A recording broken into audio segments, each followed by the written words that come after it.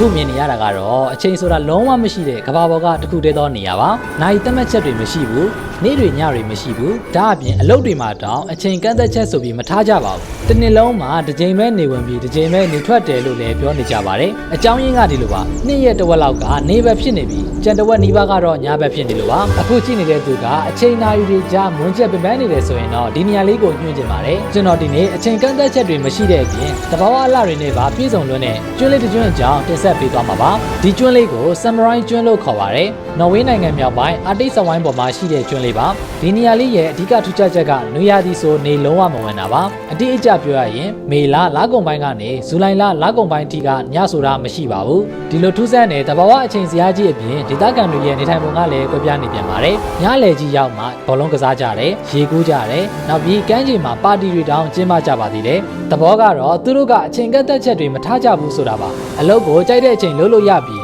ကျောင်းဆိုရင်လည်းအဆင်ပြေတဲ့အချိန်သွားကြပါတယ်။နောက်တစ်ခုကတော့စောင်းနှင်းတစ်ခုလုံးကိုညတာအရှိကြီးအဖြစ်ဖြတ်တန်းရမှာပါ။အဲ့ဒီအချိန်ကတော့နိုဝင်ဘာကနေဇန်နဝါရီလအတွင်းပါ။ညဆိုလို့တစ်ချိန်လုံးကြောက်စရာကောင်းပြီးအကြီးကျယ်ရလိမ့်မယ်လို့ထင်ရင်တော့မှားပါတယ်။ဘာလို့လဲဆိုတော့ Northern Light တွေကိုခန်းစားရအောင်မှာမလို့ပါ။ Northern Light ဆိုတာကတော့ကောင်းကင်ကဒီလိုမျိုးအပြာရောင်အစိမ်းရောင်ခရမ်းရောင်အလင်းတန်းတွေကျလာတာကိုပြောတာပါ။အဲ့ဒီလိုအချိန်မျိုးဆိုရင်တော့အင်မတန်စမ်းကြယ်တဲ့သဘာဝအလှတရားကြီးကိုခန်းစားရမှာပါ။ဒါတွေကြောင့်လည်းခီးသွားတွေကအတော်လေးသဘောကျနေကြပါတယ်။ Samurai ကျွန်းလေးကအခုလိုခီးသွားတွေကြားနာမည်ကြီးလာတာကနောက်ွယ်မှာအကြောင်းတစ်ခုရှိနေပါတယ်။အဲ့ဒါက2019ခုနှစ်တုန်းက Samurai ကျွန်းကိုအချိန်မရှိတဲ့နေရာ Time Free Zone ဆိုပြီးကြေညာဖို့လုပ်ခဲ့တာပါ။အစီအစဉ်ကမအောင်မြင်ပေမဲ့ခီးသွားတွေကတော်တော်လေးစိတ်ဝင်စားနေကြပါပြီ။တချို့ဘလော့ဂါတွေဆိုရင်အသက်ရှူရက်အောင်လှတဲ့ကျွန်းဆိုပြီးတင်စားကြတဲ့အထိပါသူတို့ပြောကျင်စရာပါပဲအာတိတ်သမုဒ္ဒရာကြီးရဲ့ပြားလဲလဲရည်တွေနဲ့တဲပြူလေးတွေထဲမှာစိတ်တိုင်းကြကစားလို့ရပါတယ်နောက်ပြီးသဘာဝတောင်တန်းတွေနဲ့ပင်လယ်ရဲ့အလှတွေကိုတွဲဖက်ပြီးလူတွေရဲ့နှလုံးသားကိုဖန်ဆားလိုက်တာပါ